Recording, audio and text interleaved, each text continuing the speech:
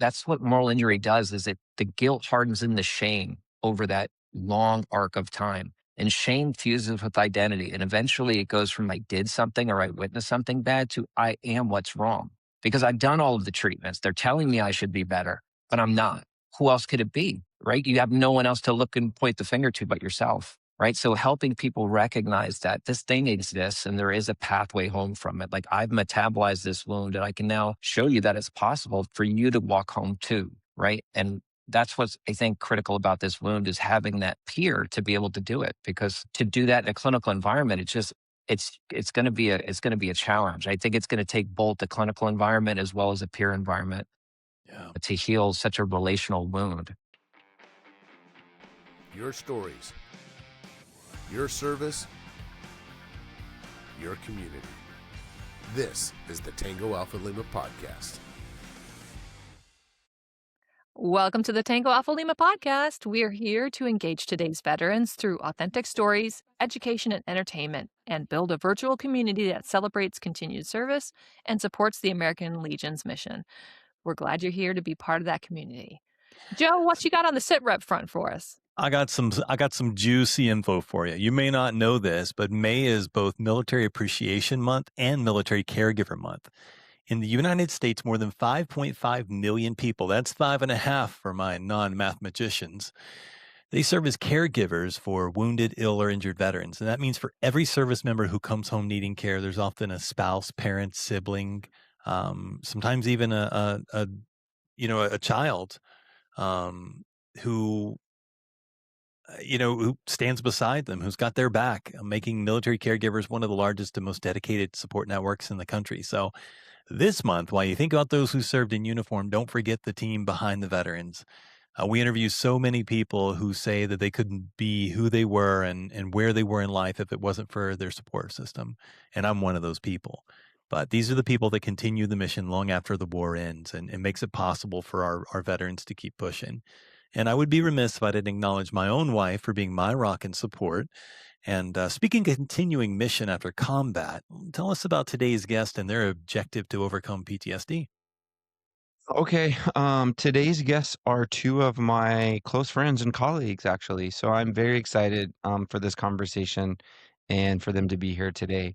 Together, they bring two very powerful perspectives to one of the most urgent issues facing veterans today: healing the invisible wounds of war.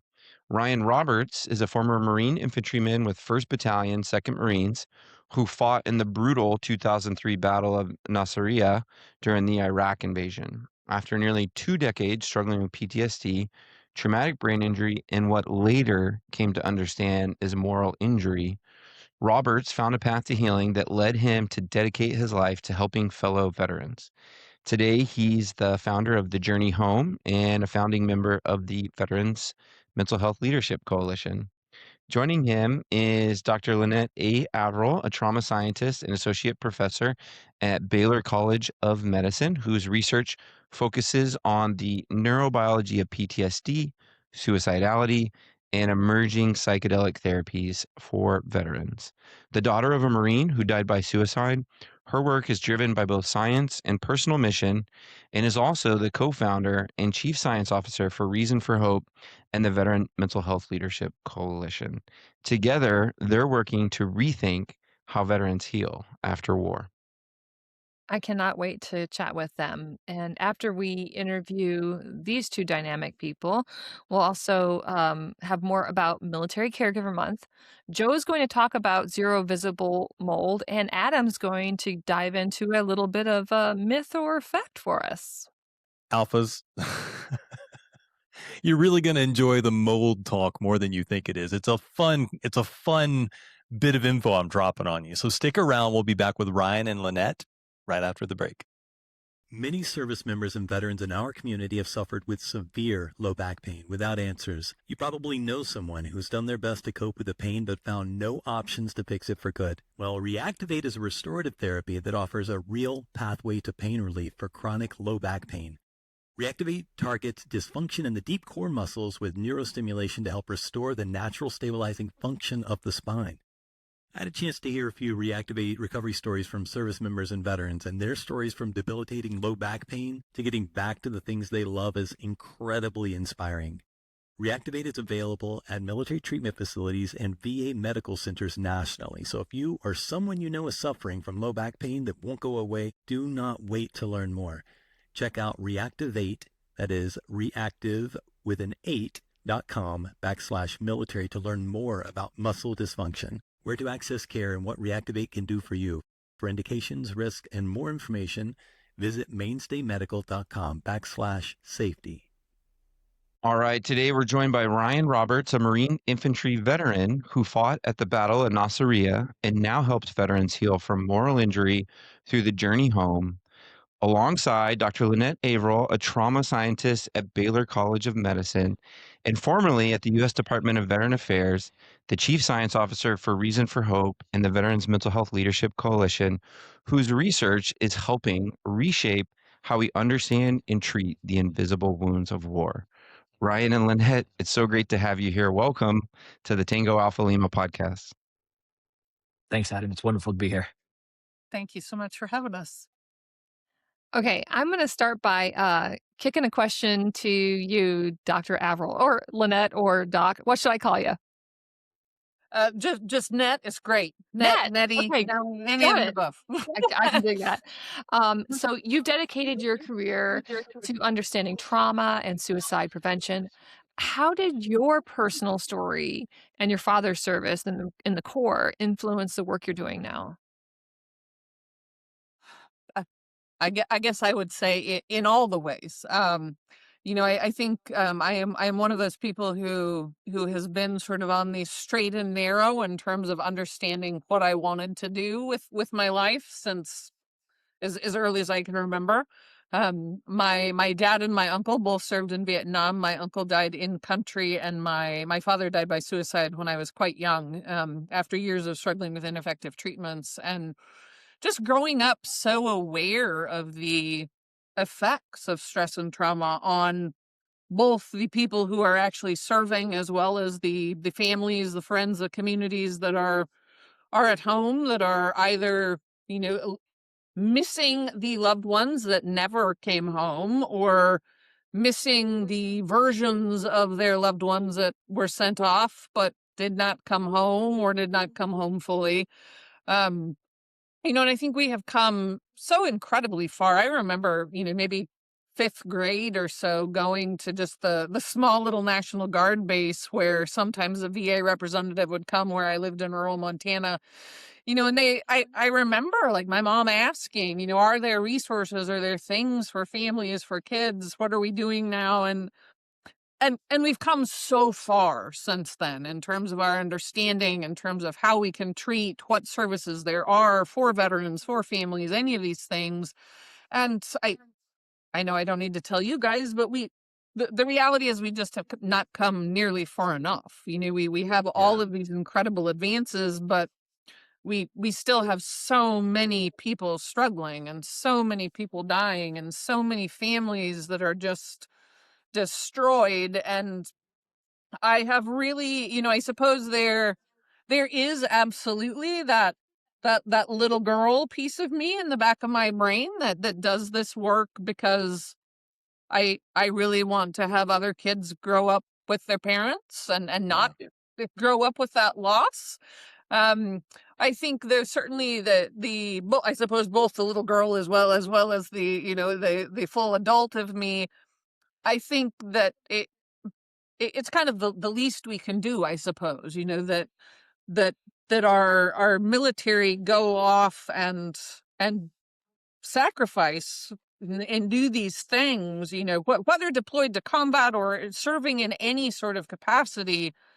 The things that we ask of them and their families, we have to be better at being able to bring them home. And, one of the things Ryan and I have talked about some that I really keep thinking about and just actually presented this morning is this idea of not just how do we bring warriors home, but very importantly, how do we become a society that warriors can come home to? How do we offer that support both as mental health professionals as well as community members, friends, family, loved ones. So really have taken on the work, I suppose, personally, professionally, so spiritually, Yeah. that, I'm really, I'm in it from all of the angles that I feel really excited and driven. Adam and Ryan both can tell you I'm sort of a nerd for quotes, but one of my favorite quotes is Howard Thurman says, "Don't ask yourself what the world needs. Ask yourself what makes you come alive, and go and do that, because what the world needs is people who have come alive."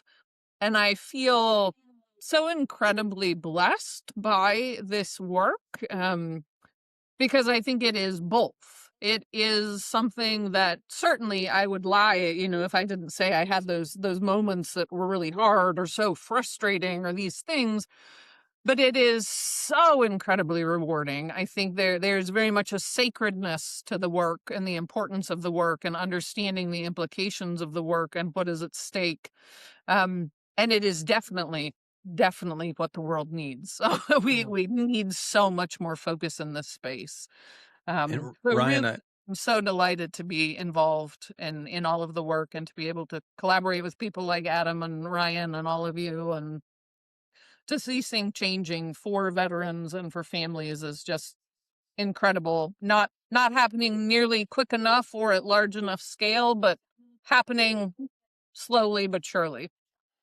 I want to ask Ryan the same thing, but you said something and we kind of blew past it, and I do want to address it. You said that they expect the same person to come back from the war that went to the war, but that, it's funny. I had those same expectations thrown in my face when I came back. This was after Fallujah 2004 and after Labor Day of me losing most of my second squad to a suicide bomber. So for me, when at some point I snapped and said something dramatic along the lines of that person's dead. Yeah. But my goal there wasn't to say that and be dramatic. It was to get them to stop expecting that of me. Now, as I've gotten a little older and I've grown into my trauma a little bit, I can admit now that that's not quite true. That person isn't dead. I think that every core memory that you have that really legitimately changes you puts another version of you in the same room in your brain. And then all the little stuff is just you repaint the room. You're having a good day, the room's blue and there's windows open. You're having and so that's like almost an environment looking in.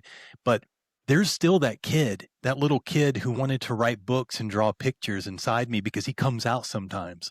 But there's also somebody who's been through some really rough things. And I've got to figure out how to make those two people get along. And I say all that because, here we are and we talk about this stuff and everybody's brains work so differently. But, we all start from our childhood and work outward from that. And we never really lose that part of ourselves. So, I just wanted to acknowledge that because that expectation can be very frustrating when you first get back and you've been through things that the person who's telling you to be the old you can't understand that. They could never, and you don't want them to, and that's even worse because you can't even argue with them about it. Yeah. So after dropping all that heavy stuff, Ryan. No, I think what you're saying is, it's so crucial, I think, for everyone to hear, because we're all, whether we're a veteran or not, we're walking hopefully each day closer towards wholeness, right? Yeah. What is that, right? That I think that's just this constant process of us integrating and leveling up, right? Pulling the wisdom that we can from these past events into a better version of me that I can hopefully step forward into tomorrow, right? So it's almost like you're constantly dying to yourself over and over and over again, and until you can kind of get over that fear that that's going to result in something detrimental and really just ends up being more beneficial as you lean into it. I think it's a nugget of wisdom that I think anybody can, put in their pocket and walk away with. Being able to use that stuff is so powerful. So powerful. Absolutely. Yeah. Well, So look, you my guys are- story, how I got here. Yeah, sorry. Yeah, there you go. No problem.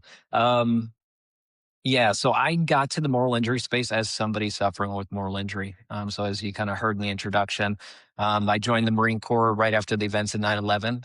For me, had no real plans of it, no family history of being in the military, but grew up just outside New York City. So the events of 9/11 hit home for me, literally.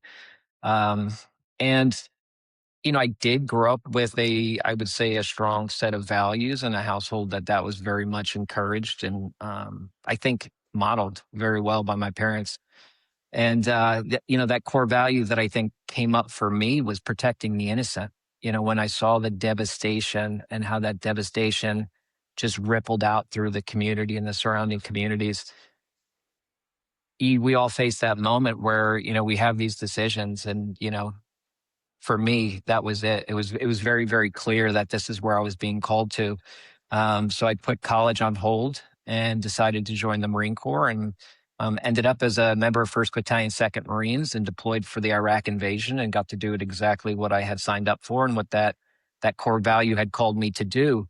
But in doing so, we find ourselves in positions where those values, that value system itself, can become compromised.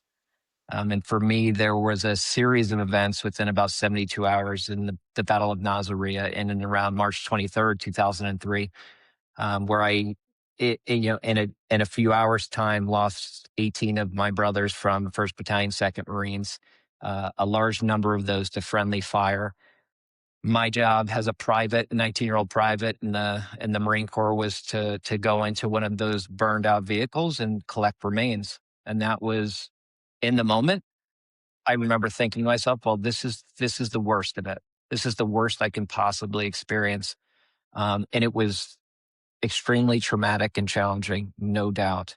But when you're in that environment, there's not enough time to kind of sit with it and integrate it and start to, pull any wisdom from anything. You're literally, okay, we're in an active battle right now that's lasted a week, right? So you just step forward and you move forward. And within 24 hours, I found myself in another position where my fire team was manning a key checkpoint at a strategic position. The reason we went into the city was to secure this position. And we had an orange and white taxi cab. For those who've been to Iraq, they probably recall those clearly. And the enemy was using those at that time. Obviously, they're not uniform like we are. It's not clear to say who's civilian, who's not. They're using civilian vehicles, anything they could possibly use to get a step ahead. And one of those vehicles came screaming through our checkpoint, went through the first 2 layers of Constantine wire. My fire team did what it was supposed to do. It opened fire. It disabled the vehicle and it disabled the people in the front of the vehicle. But as I approached that vehicle and we secured it, we realized there was 2 military males in the front with weapons. We thought it was a good stop. But we continued to secure the vehicle. And as I opened the back door, I realized there were 2 children in the back. Couldn't have been older than, 4 and 6 years old. And it was in that moment that I recognized, and this is up with a bit of hindsight. I realized that I had compromised that core value that got me to the battlefield. I went there to protect the innocent, and in doing the right thing, making the right call, it resulted in a circumstance where I violated that core value. And that was just a clear moment of there was Ryan before, and then there was Ryan after. And, I would spend really the next almost 2 decades coming home to a society that didn't understand that, to a VA system and even more largely the medical system, who didn't understand that there was more than pathology going on, right? There was more than post-traumatic stress and a fear response. There was this soul wound that was slowly eating away at my values and my meaning and purpose and identity.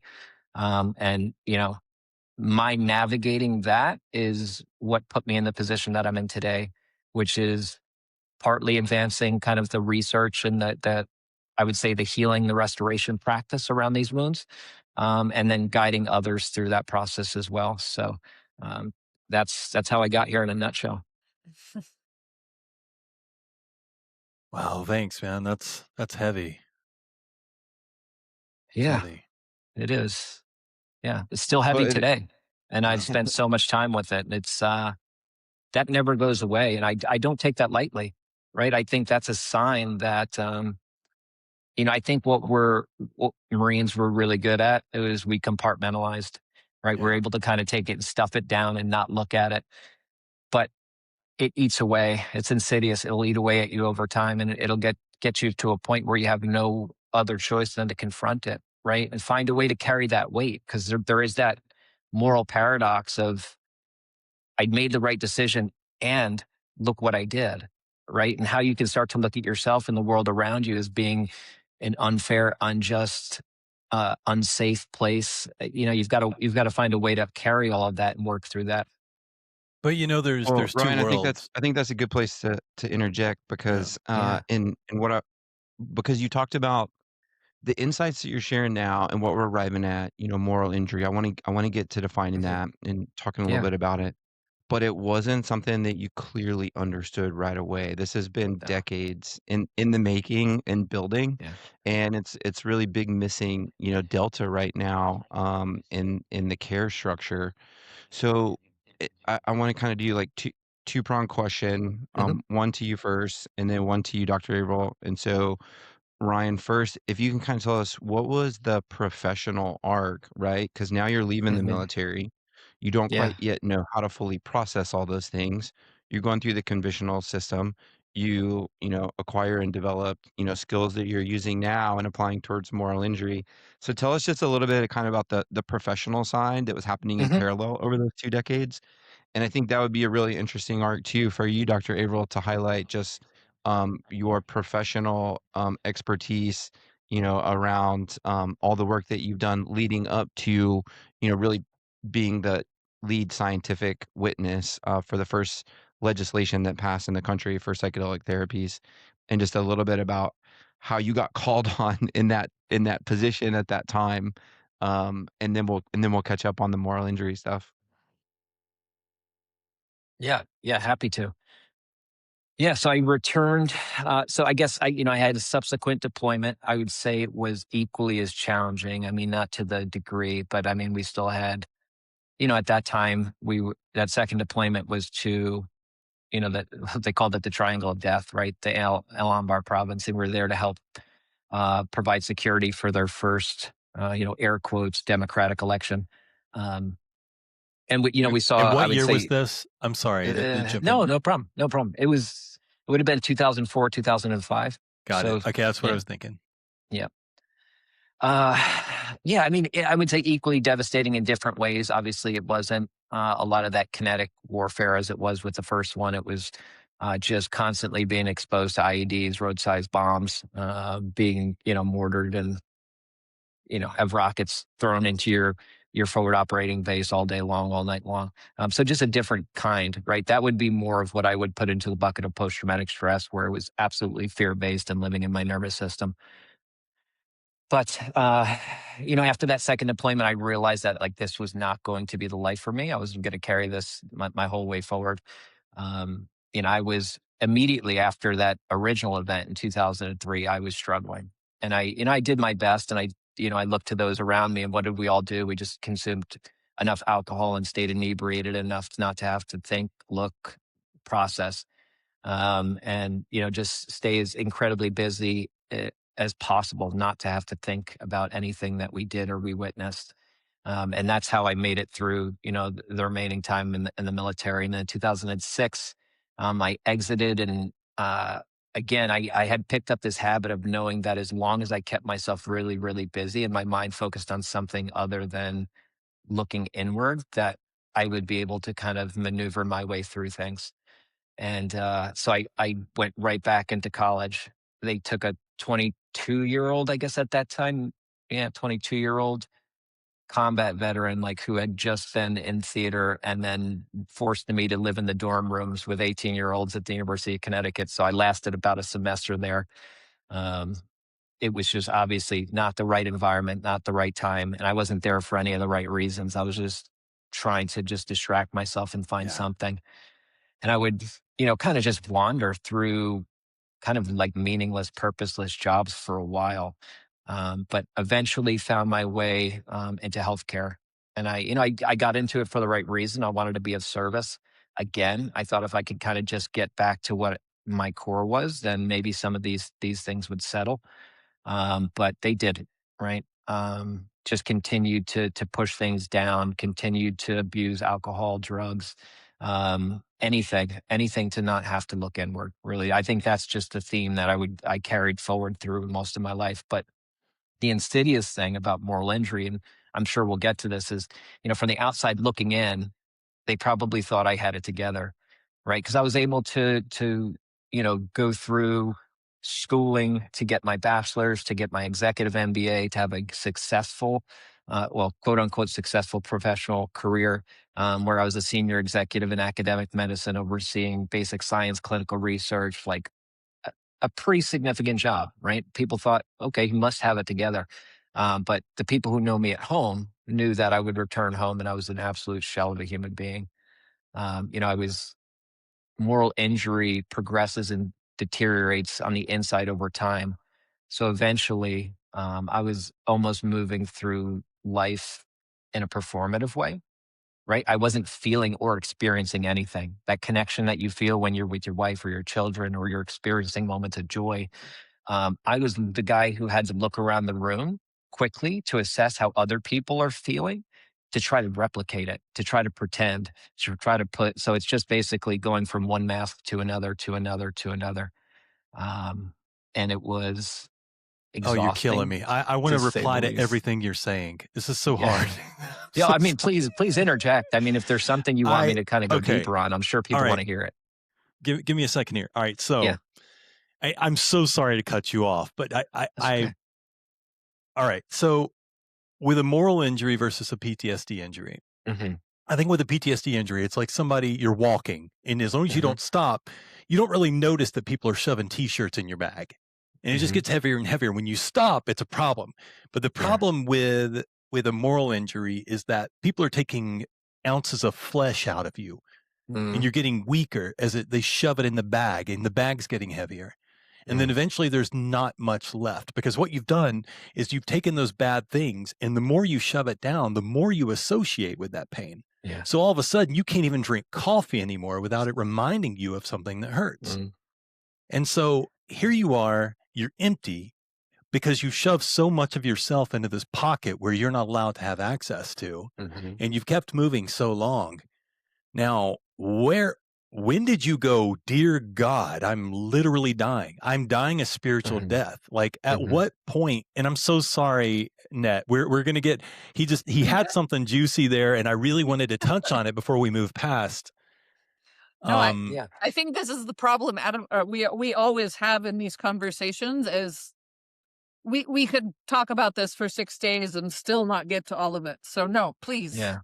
Yeah. I mean, I'll do my best to speak to what I think you're asking, and I think I think it's important to maybe just give a little bit of a framework of what moral injury is, because I think it helps maybe respond to what you're saying. Because the challenge of moral injury, right? So through that story of moving through my professional career, there's this second trajectory where I'm moving through the medical system, right? So it took nearly 2 decades for me to go from the initial time of injury and immediately seeking care then, but 2006 to 2020. So you're talking 14 years there, right? Where I'm doing everything that a veteran would do who's struggling. I was going to the VA, I was going to private mental health care. I had over a dozen mild traumatic brain injuries as well from time in service. So I was going to brain injury clinics. And that entire 16-year arc, no one said the word moral injury. No one touched on meaning, on purpose, on connection, on relationship. Everything was viewed through the lens of pathology, because that's the tool that they have. That's the lens that they apply. And if someone was to look at me and see post-traumatic stress, you'd be right, because I did. I was suffering from post-traumatic stress. But when post-traumatic stress got better, when I was doing the EMDR and I was doing the somatic therapy and my nervous system stabilized, that created the opening for this moral wound to just take center stage and just completely show itself. Because I realized that on paper, I was improving. The providers are like, wow, you're getting better. Look at your scores. And it's like, why do I feel so much worse? I don't feel better at all. Sure, I'm not having maybe the flashbacks or the hypervigilance, but now I have no connection. I'm at the birth of my children and I can't feel anything. I'm at my wedding and I don't feel what I'm supposed to feel. Like, I'm moving through my life like I'm an actor in some show. Like there's no, and they probably have more connection than I did at the time because I had no access to that. Because moral injury, I mentioned the values piece in the beginning, and you have to, I think maybe we can write off values as not that important. But if we think about it at its foundational level, it's our expression of what we deem to be most important in the world, right? Those become that core value system. And those serve as the foundation for your identity, right? So without values, you can't make meaning. You can't prescribe meaning. And if you can't prescribe meaning, you can't execute purpose. If you can't execute purpose, you have no meaning and no value system. You have no identity. You have no identity. What do? You isolate, you hide, you go away.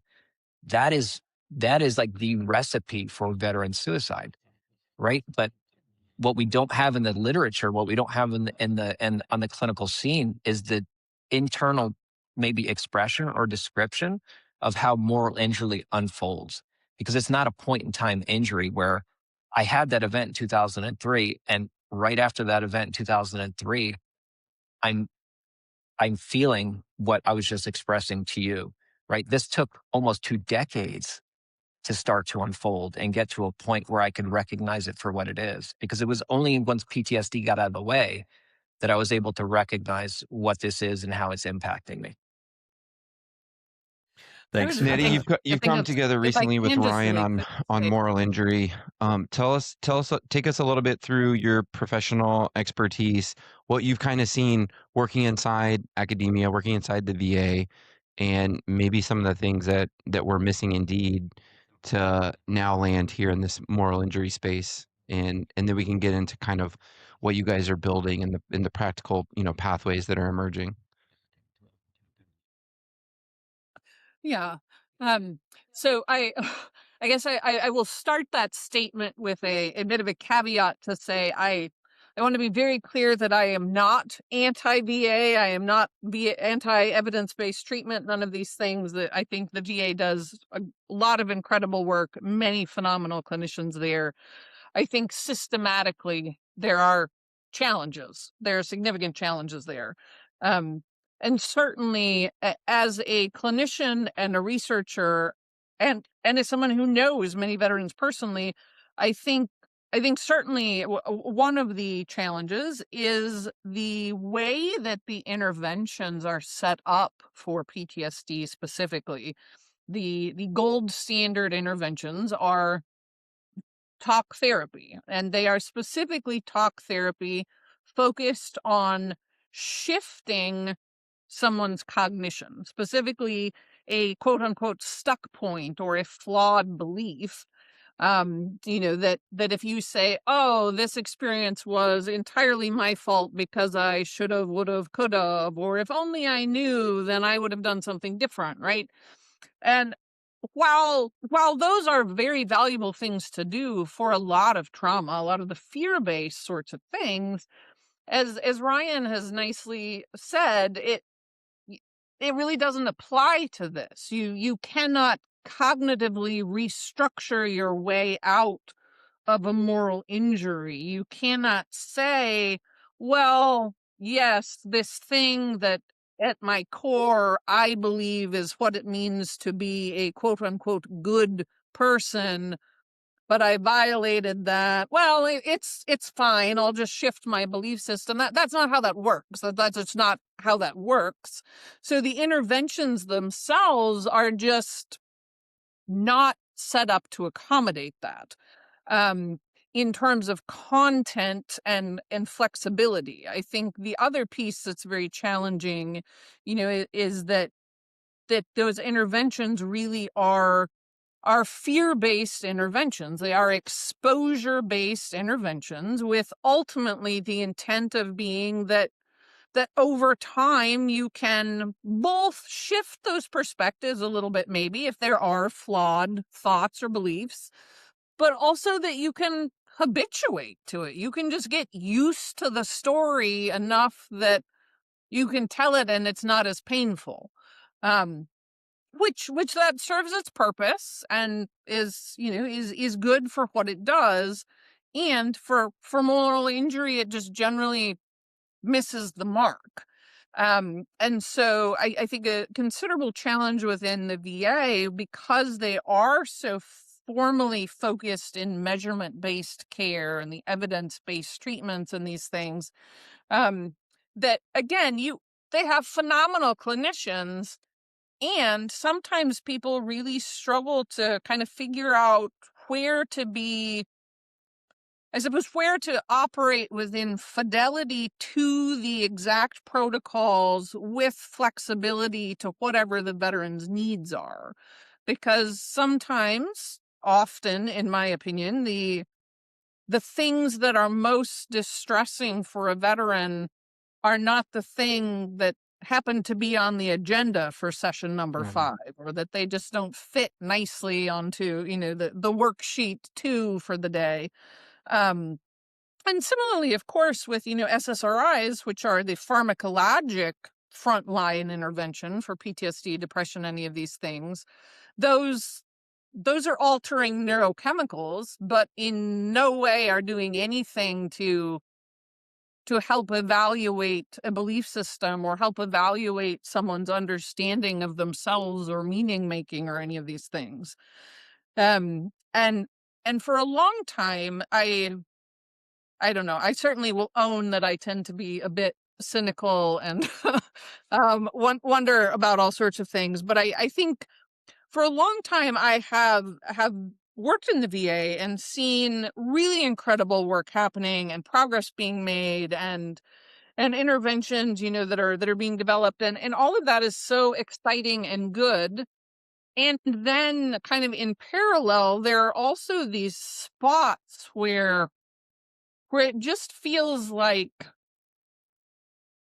kind of the brakes get put on, and the people in power are sort of saying, no, no, no, I don't hear you, don't see you, nothing to see here.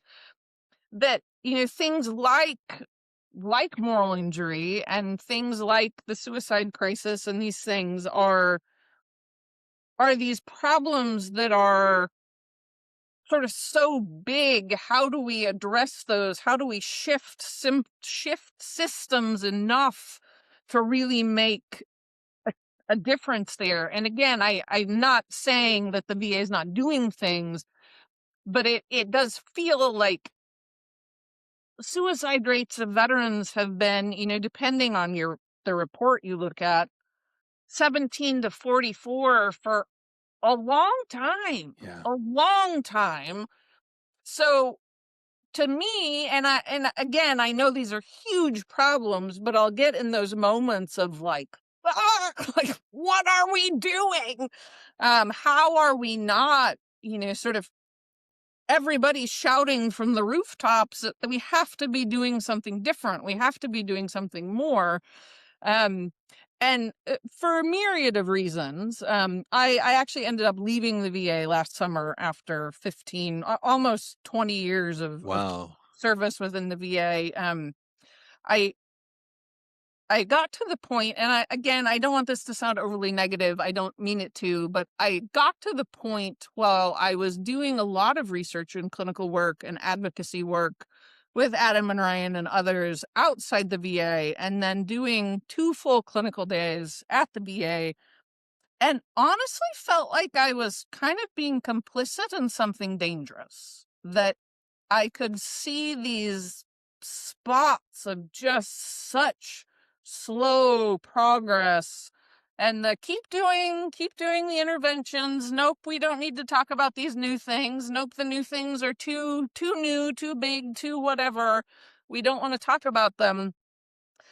But yet people are dying. People are struggling, and I think, how do we, I don't want to rush ahead either, go full speed into things that we don't know.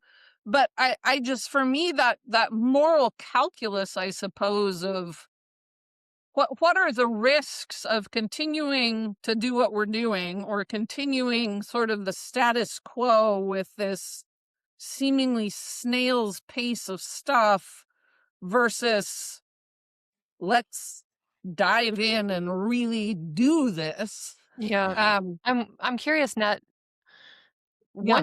once you realized that you were in this sort of moral conundrum, and feeling complicit, and you were like, that's it. I want to be part of a solution. What I don't know what that looks like yet. How did you start to formulate a plan? What did that start to unfold? What does that look like now for you?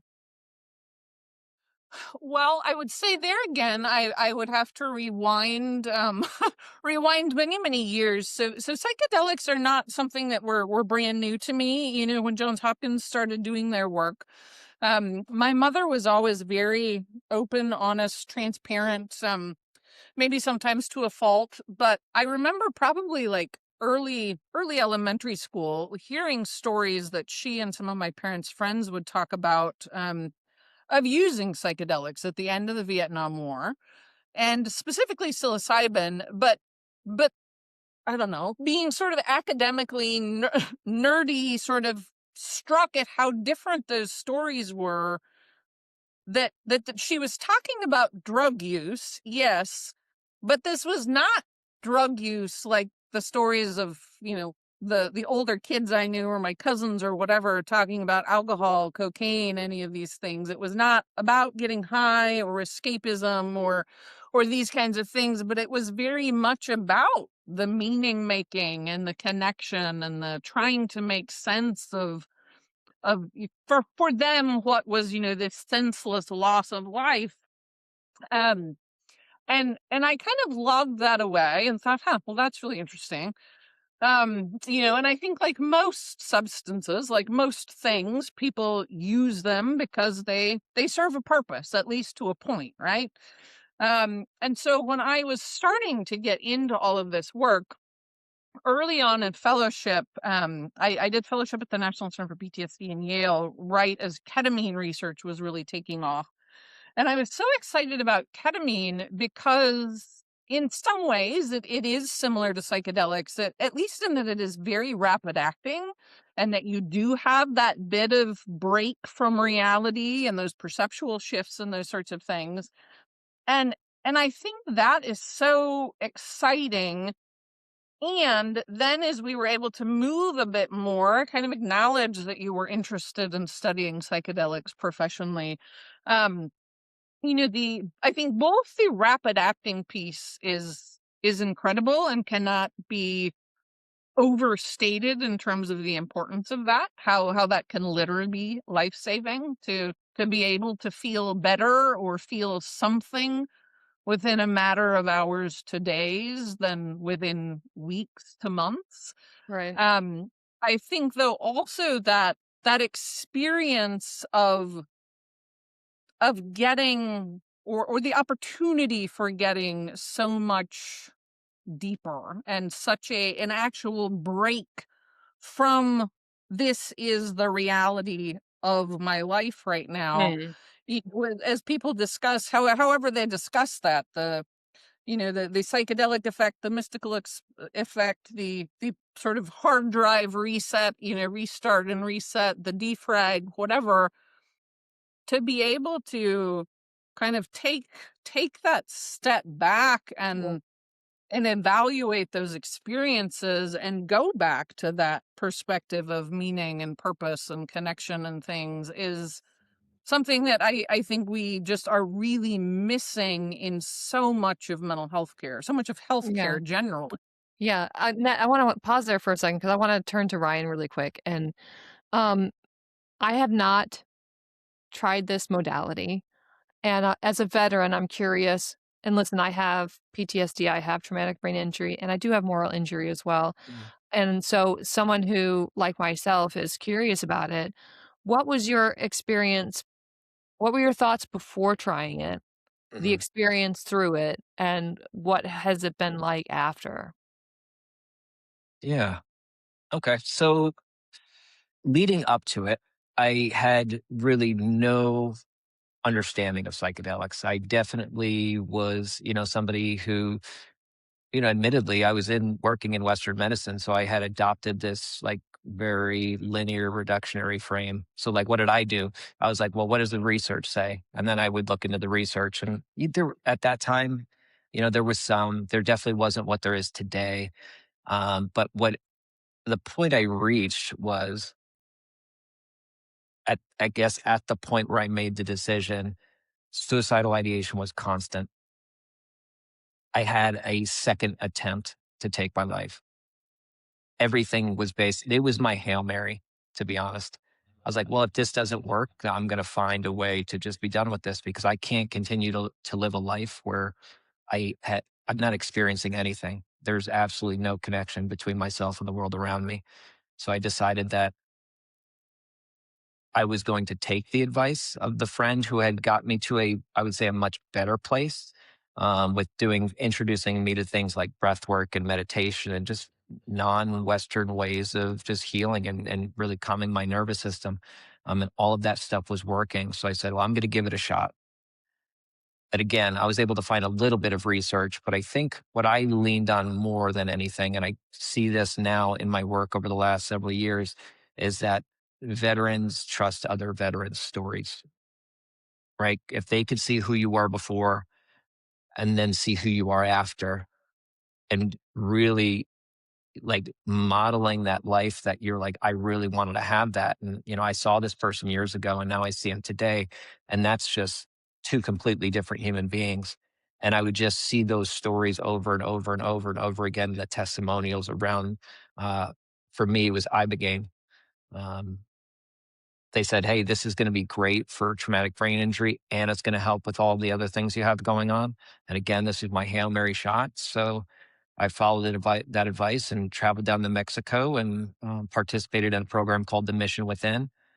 And, the experience with the medicine, I would say, again, and it sounds cliche, but it really is ineffable. I think there are a lot of things where trying to explain that experience, that felt sense of moving through the medicine is extremely challenging. But I think what I can share is there was a portion of the medicine experience with Ibogaine. People tend to express these different phases of moving through the medicine.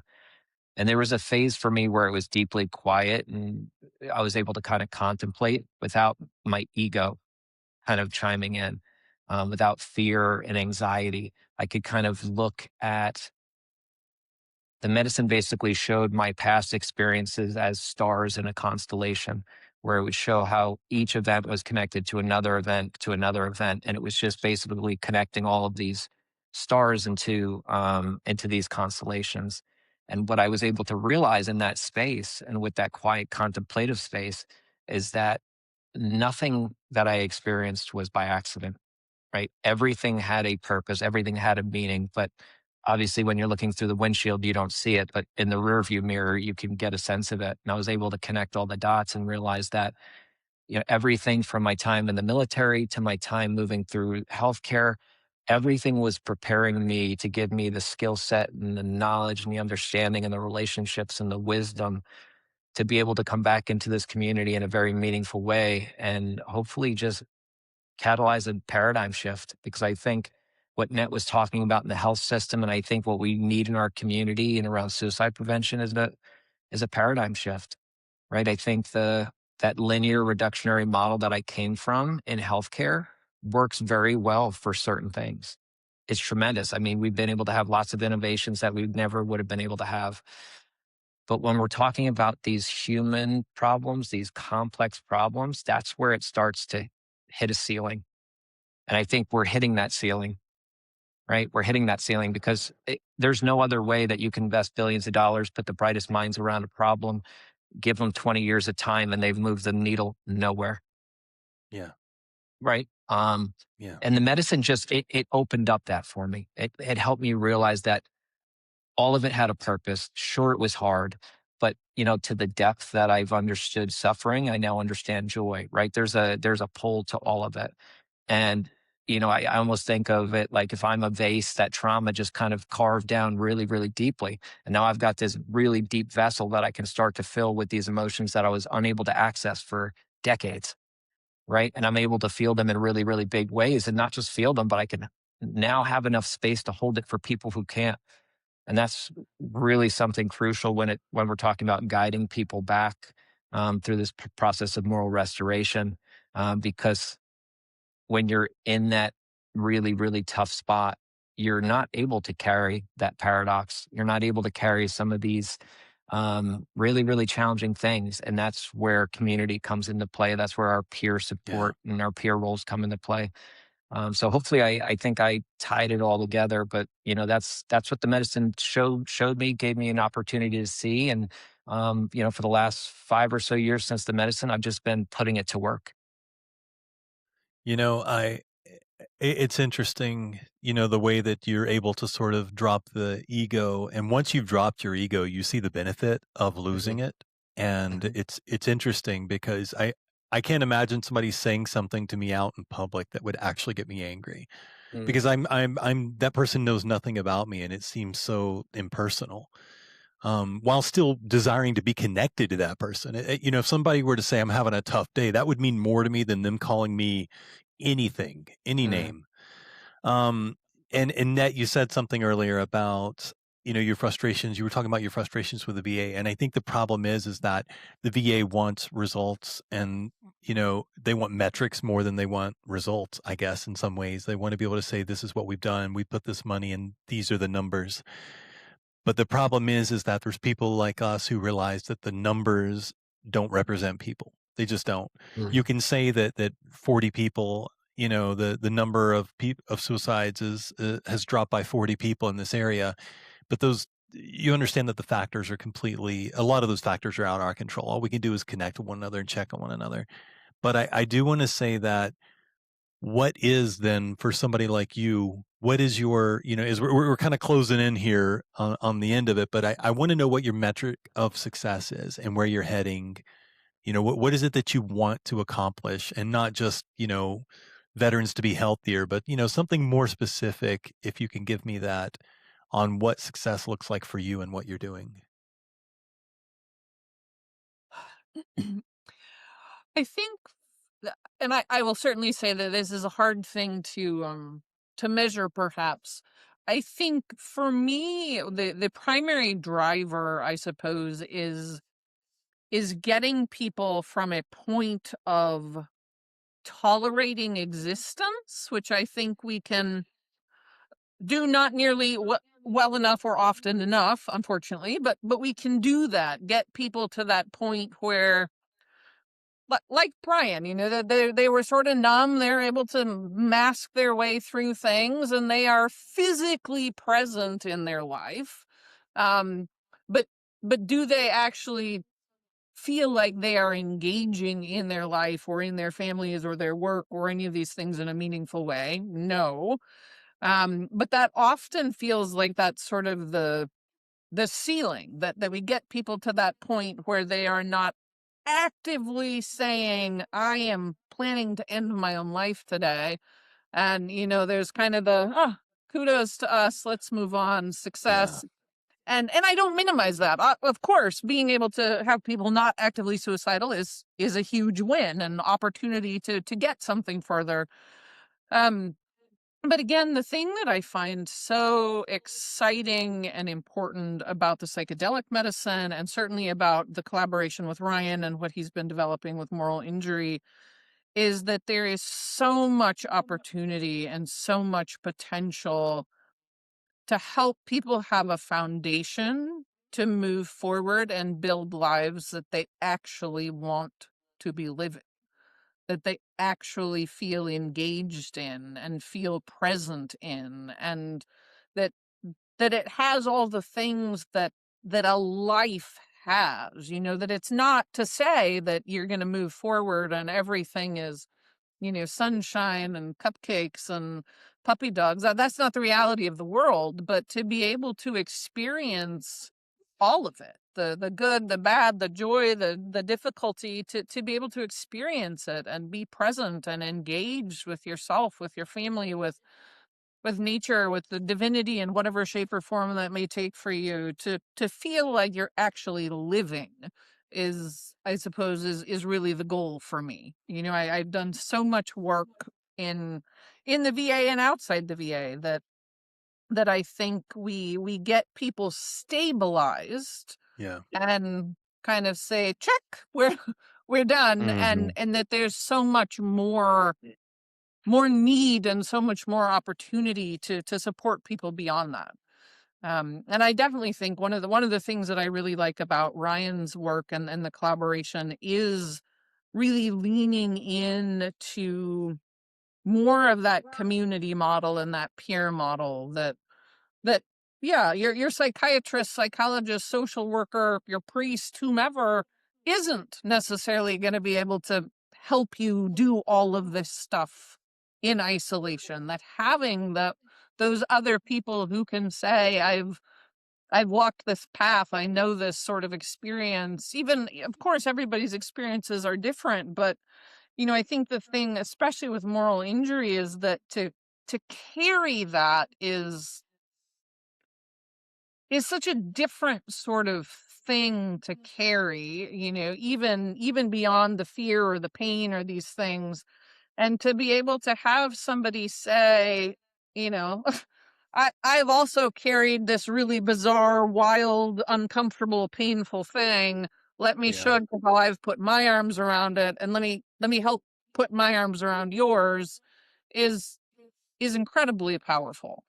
And I think just generally, again, from the perspective of healthcare, VA and non-VA, we are moving so much toward scalability and efficiency and how many people can we treat quickly, which has its value and purpose. And I think, unfortunately, strips out so many of the really critical pieces of the human experience and the human connection and that witnessing and that being together and helping to carry the load. Yeah. That is so powerful. I that's actually, kind of exactly what I was looking for, was that, adding hope in a situation that feels hope, giving somebody an opportunity to see that there is a pathway that branches off of the brick wall that they're running headlong toward. Mhm. So thank you for that. Yeah, I would just add that there is a functional pathway for that, right? So, I mean, we've, in the program, like we take, there's an approach to it all, right? And I think it begins with just, I could look back on the moment that I realized that moral injury existed.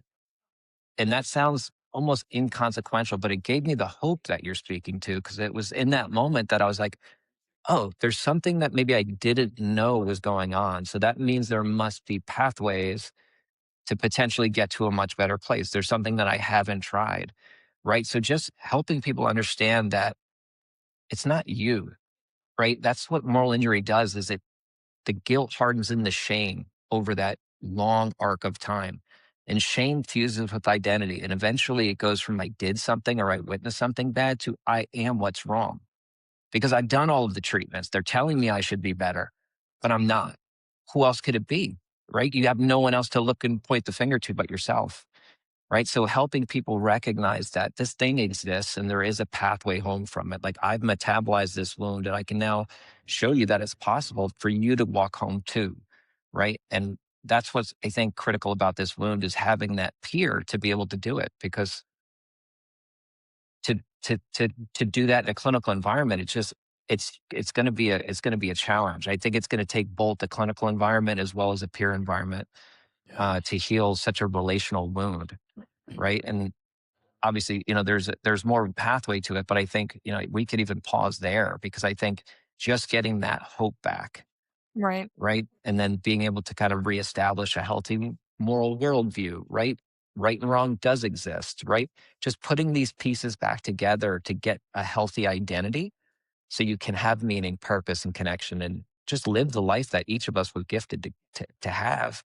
Like, nothing more than that, right? If we Yeah. could just do that for people. Alphas, listen, you can follow Ryan's journey with journeyhome.vet to learn more about his work, and also visit vmjlc.org to dig into Net's efforts as well. This dynamic duo is doing great things, and with, of course, Adam's into it, with the VMHLC, always out there grinding it out to make changes for us and offer different modalities for us who are looking to heal. and use different platforms. And this is a really great opportunity to learn more. So again, we're going to have those websites in our show notes, journeyhome.vet and vmhlc.org. Don't drive and text. Don't drive and type. We'll have that in our show notes. And you can also check out Adam's place, VMHLC, as well.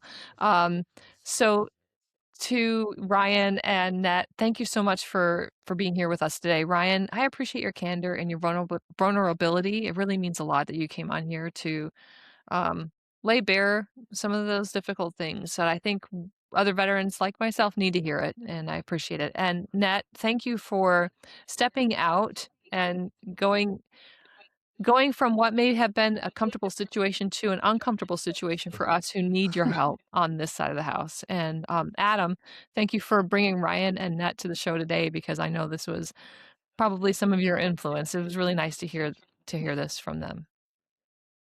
Thank you guys so much. Yeah. Thank you so much for the invitation. Thanks, guys. Yes. All right, Alphas, stick around for some scuttlebutt after the break. For over 25 years, the Armed Forces Vacation Club has helped military members, veterans, and their families explore more for less with real savings on well-earned vacations. And this year, celebrate Military Appreciation Month with exclusive travel deals and limited time savings throughout May. So sign up for free today and start planning. Okay, Alphas, we hope you had a great break. Now it's time for some scuttlebutt. Stacy, kick it off for us. In honor of Military Caregiver Month, here's to the hidden weight of caregiving. When we talk about the cost of war, most people immediately think of service members, the soldiers, sailors, airmen, and Marines out there overseas doing the hard work. And, folks in uniform who literally carry the mission, but what about the ones that carry the mission after the battlefield? Exactly. The caregivers, the spouses, the parents, the kids you mentioned earlier, even friends. Those are the folks who stand beside wounded veterans long after the guns fall silent. Every May, during Military Caregiver Month, we pause to recognize them, and we get this: more than 14 million Americans are military or veteran caregivers today, and that's a huge number. Well, it's staggering. It's staggering, really. And for many, it starts suddenly. One phone call, one diagnosis, one injury, and suddenly your family's life changes overnight. And it's not a quick fix either. It's not something that usually can be solved. It's what follows is years, even decades of juggling appointments, medications, mobility needs, all in hygiene. A lot of people don't think about this kind of stuff, but there are people that are truly, their lives get put on hold. It's not just the person suffering, and they're doing this while carrying the emotional weight of of the things that they've been through. Yeah. I mean, I think about my husband, and he was my rock when I came home, but also my friends in my most immediate network. It's a heavy lift. I mean, we're talking about chronic exhaustion, financial stress, isolation. It can be a lot. And when the veteran is dealing with PTSD or a traumatic brain injury like me, the emotional toll can rival the physical one. Absolutely. And it's not just lifting wheelchairs, it's lifting people up, it's lifting spirits, it's lifting hearts. And thankfully, programs like the VA Caregiver Support Initiatives are starting to recognize that the caregiver needs help too. Yeah, like counseling, peer network, creative outlets, things like writing or art to process what they're carrying. And because caregiving is a job itself, everyone needs to be able to vent that pain and frustration. Yeah. Oh, exactly. And also during Military Caregiver Month, it's worth saying out loud that these folks deserve to be seen. Absolutely. And if you're caring for a post 9/11 veteran, the VA does have some real benefits that can make a difference. So let's break them down. I love these little nuggets of information. I think this stuff is super important. So what is the core benefit everybody should know about? Okay, so what I found was the big one being Program of Comprehensive Assistance for Family Caregivers. It's designed for caregivers of veterans who were seriously injured in the line of duty on or after 9/11. And it's not just about recognition, it's about practical. We're talking about monthly stipends, healthcare coverage, through CHAMP VA, mental health support, training for the caregiver, respite care, which anybody who's done caregiver knows there's such a thing as caregiver fatigue. And it even includes travel reimbursement for those training sessions and events. Well, I love this because it seems like it's putting the focus and really treating caregiving like the job that it is. So it's huge. Can't be Yeah, it understated. is. Yeah. But there are some eligibility rules that need to be noted. And if you have been caring for a veteran, here are some things to consider. Does your veteran have a serious injury, physical or psychological or cognitive issue requiring daily care? Were they discharged under conditions other than dishonorable? And actually, provides personal care services. So there are primary and secondary caregiver designations depending on how much you care and what you provide. So it's all about demonstrating the care that's actually needed day to day. So what does it actually look like to apply then, Stacy? I think step one would be to reach out to the VA Caregiver Support Coordinator. So that's called the CSC at your local VA medical center. Another good acronym. Yeah, no, gotta love those acronyms. They're your guide through the whole process. And step two, fill out the VA form. It's called a 10-10CG, which doesn't make any sense because if the acronym is CSC, I don't want to confuse you guys. Anyway, 10-10CG. It's where you lay out your personal info, caregiving activities, the type of care needed. And then step three, submit the documents. Also, if you can, medical records, statements from the caregiver, evaluations from the veterans health team, whatever helps show that need. And then there's the assessment. The VA will look at how much care the veteran needs and whether the caregiver qualifies. Okay, and then if they get approved? All right. If they get approved, then you get a formal designation. Benefits kick in usually retroactively from the time the application date is done. So you guys, if you're listening and you think you qualify, get your application in now because again, it's retroactive. Usually, even if they deny you, and then you Yeah. submit more information. And I like that it's retroactive. It means that the system is acknowledging the work that you've been doing while waiting. And also it's a note to you that if you were someone who is getting out, especially someone who's post-injury and is getting out, you need to make sure that you have a copy of everything that you can. If you've got issues, don't try to tough it out because you may be fine right now, but what happens when you're 50 and your left arm can't go higher than your shoulder? What happens when these injuries that we tend to push through catch up to you? And trust me, everybody on this podcast can tell you it's happening. It's happening currently right now. I can point at different injuries on my body and tell you when they happened, and none of them have happened in the past 15 years. Yeah, for sure. And your American Legion VSO can help you through identifying those medical records when you're going and getting those identified in service and then documenting everything afterwards and getting your case filed. But if you're a caregiver, the VSO from the American Legion can also help you there. So reach out to your local post. In the meantime, you can reach out to the VA CSC. And for full details and forms, head to caregiver.va.gov. That's caregiver.va.gov. If you've got a caregiver or if you are a caregiver, please take a look. There's support out there and it's meant for you. Behind every veteran, there's somebody holding the line at home, somebody who's keeping things going. And during Military Caregiver Month, it's time that we make it a point to recognize those people. Yep. Shout out to my husband, my The husband best part first, of but the you. best part of me and my my primary caregiver. And I couldn't have said it better, Joe. So thanks to all those unseen heroes out there. So, team, I've got something here that might actually be the biggest news for junior enlisted quality of life in a generation or more. We had it good back when people were wearing Tiger Stripe and Digicam showed up and all that, and things have just been rough. But I've got something good for you now. I was reading a piece in Task and Purpose this morning about a brand new Pentagon policy that just dropped. And it's part of this big thing called Barracks 3030. It's like thousands of pages. You'll have to check it out. But I do want to focus on one part of it. For the first time in history, the Department of Defense is mandating that every single branch, listen up, Marines, every single branch follow the exact same standards for barracks and unaccompanied housing. What? No more. The Air Force has it better. However, I'm worried that it's just going to bring the Air Force down. I don't want them to suffer, It's like a rising tide lifts all ships.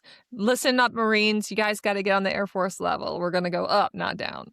I do think it's funny, though. The headliner is a mandatory zero visible mold policy. Like, visible? Like, what do you... But get this. They've included, and this is really huge, because anybody who's ever had a big mandate come down from the top, the top down, and you're like, okay, cool. Yeah. And then somebody's going to sign a waiver. There's a no waiver clause included. So in the past, the command could just sign a piece of paper saying, well, because these buildings are 33 years old, and when they haven't reached there's 3 more years in the repair cycle or whatever it is, they can't do that. So if the barracks don't meet standards, the service must either fix it immediately or relocate the residents with 0 exceptions. Okay, so zero visible mold actually sounds like common sense, but the no waiver part, is that real though? I mean, it stops the old game of kicking the can down the road, but there's no budget this year. You know what? I'll say though that's why we need inside talk. We need people telling us how this is going to play out from the inside, because I'm curious, especially when they're adding even more specific stuff like the 1+1 living space, which means every troop gets their own private sleeping area and only shares a kitchenette and bathroom with one other person. So we even went to the weeds on the creature comforts. The new rule says that every barracks must have parking for at least 70% of the troops living there. And for every 15 service members, there has to be at least 1 washer and 2 dryers. They even mandated functional peepholes for any door that opens into a corridor, so you know if your first sergeant's out there. It's like they finally realized that if you treat a barracks like a college dorm instead of a dungeon, people might actually want to stay and sleep there. I mean, I don't know. I want to know, does the laundry math, kind of add up? One washer and 2 dryers for every 15 people. I never lived in the barracks. Is that That's terrible. That's terrible math. That's absolutely terrible. It's all the same colors though. There are no lights and darks. It's all greens. Is that time savings, or is that an improvement, or is that a regression? I think it'll give people an opportunity to fight, over the one working dryer in the basement. Johnson, you've had your pile of clothes on this washing machine for the last 5 hours. We all know Johnson doesn't clean his clothes except but once a month. So yeah, good old Johnson and Wagner. But the repair clock, though, that's where the rubber meets the road. So under the new rules, emergency problems like your plumbing or electricity going out have to be remedied within 24 hours. Where's the money going to come from? Anyway, urgent problems with specifically, includes mold, have to be addressed within 8 hours of the work order and completely solved within 7 days. I could see the E4 Mafia getting revenge by everyone turning in all their chits at the exact same time so that they have 243 rooms to fix in 8 hours. Warrant officers hate this one weird trick. But this has to be completely solved within 7 days. If they can't hit that mark, they have to move you. And if they're even creating a new task force, which includes veterans who run apps like HOTS and COTS to make sure these inspections aren't just dog and pony shows. Okay, so 8 hours to start on the mold issue is a huge win for the health, of course, but I'm curious if the services have actual maintenance staff. That, in the back of my mind, I'm thinking of is it some civilian like Bob's maintenance? Like how does this work? Like Bob's maintenance on base? Like they're looking to and if you think about it as a civilian, if you get contracted into a military base, buddy, you're going to work your butt off because nobody overpays civilians like the military and underpays the actual military. I'm telling you, that's the big question. But the services now have to develop a training and inspection tools to actually back all this up. It's a massive logistical lift. But the Pentagon is essentially saying the era of inconsistent guidelines is over. They're even looking at 3D printed new barracks down at places like Fort Bliss to get these up to code faster. Wait, what? Yeah. If you haven't seen this stuff, it's incredible. They literally have concrete, like they're doing like cake, the little. Oh yeah, I know what you're talking about now. Yeah, I can see it. Yeah, they put rebarb up and they just drop the stuff on it. But they're sort of rounded, so they're actually really good for heat shedding and stuff. But it's all part of this big 2030 barracks vision, and but these standards apply to existing barracks too, not just the new stuff. So they're going to have to fix all this stuff. Look, just give everybody a broom closet, put a VR headset on, give them a whole Mhm. world that they can live That's in. that's the All right. 2040 barracks. Oh, that's 2040 barracks. Let's Okay. give Yeah. everybody Okay. a sleep pod. That's right. The sleep pod. Um, if they actually enforce that relocation rule, we're going to see a lot of local hotels getting very busy while We the should Army start and a Navy hotel scrambles business to right fix outside these. Fort Bliss And Fort Jackson. And in anything Fort that starts in Jackson. Fort Yeah. Camp. But guys, do you feel like a new day is dawning, or you think the no waiver clause is just going to find a way to get bypassed? We want to know if your command has even mentioned these new standards. Are they shaking in their proverbial boots? Let us know what's going on, guys. If you know something, let us know. All right, and we got links in the show notes for that as well. All right. We haven't done one of these in a while. Are you guys ready? Myth or fact? All right. Meth or what? No, Meth myth or fact? or all right. Obviously this is going to be centered around the topics that we covered with our guests. So this is a test to see if you were paying attention. Okay. PTSD and TBI are the same thing. Myth or fact? That's a myth. That's right. Mm. Traumatic brain injury is physiological damage to the brain, often from blast exposure or impact. It can affect memory, mood, sleep, and cognition, whereas PTSD is different, a psychological response to trauma. Your brain and nervous system stuck in a heightened fear state, the hypervigilance, reactivity, intrusive memories. Okay. Good way to think about it is if you think about it from a brain scan, your brain has been physiologically damaged, so there would be less activity in your brain on a brain scan. Whereas PTSD, there's been no physiological damage to the brain, everything still works as it should. You would see a heightened state of activity, Yeah. overactivity in the brain, oftentimes in scans. Okay, now this one may be a little bit new, but obviously, given the guests that we had on today, PTSD and moral injury, are they the same thing? Myth Not in or my fact? head. I mean, not that I think so. I mean, not for me. Yeah, of course. No, the whole thing is no. None of these are the same thing. They're all nuanced and slightly different. PTSD is kind of rooted in that fear-based event that you're reliving in some form or fashion that has a emotional, physiological response tied to it. Moral injury is rooted in the meaning.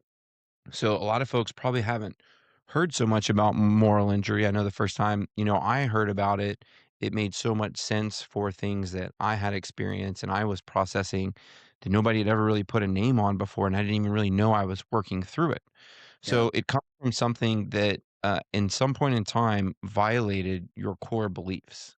Something you I did. just want to jump in and say right here, the difference between, my injury causing PTSD, or the fact that, during the first assault on Fallujah, when we pulled out, we all knew that people were going to go back in and die. We knew that was going to happen. And that's a moral injury. So many people, that we knew was going to be, injured due to that decision. And I understand why they made it, but I've never really separated those things the way that you're describing it right now. So this is interesting to me. And they don't all happen in isolation too, right? Like you can be in a IED blast, have a TBI. There can be a psychological response, and then there can be the moral weight of what happened, during that event, immediately following after. And all three of those have different kind of responses and mechanisms to be able to process and heal. And that's really what we're getting at. So moral injury, something you didn't do, something you witnessed that just didn't sit right.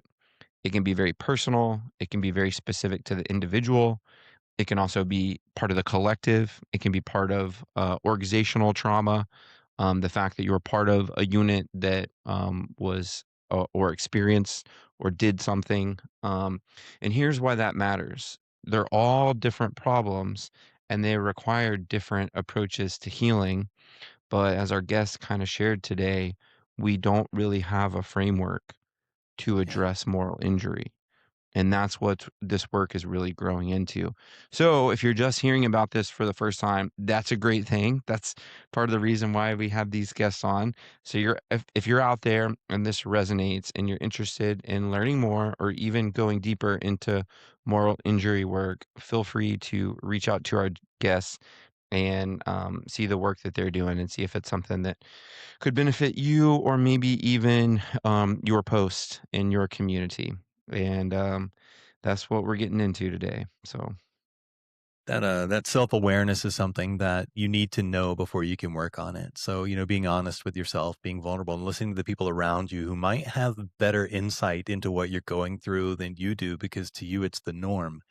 That's really important. So, and alphas, we love you. Thanks for listening. Please subscribe to our podcast on Spotify, YouTube, Apple Podcast, or wherever you love to listen. Leave us comments on whatever platform you use on social media if you want to talk about how great Adam's hair looks today. Subscribe to our newsletter or send us mail and guest recommendations at legion.org/Tango Alpha Lima. And we'll see you next time.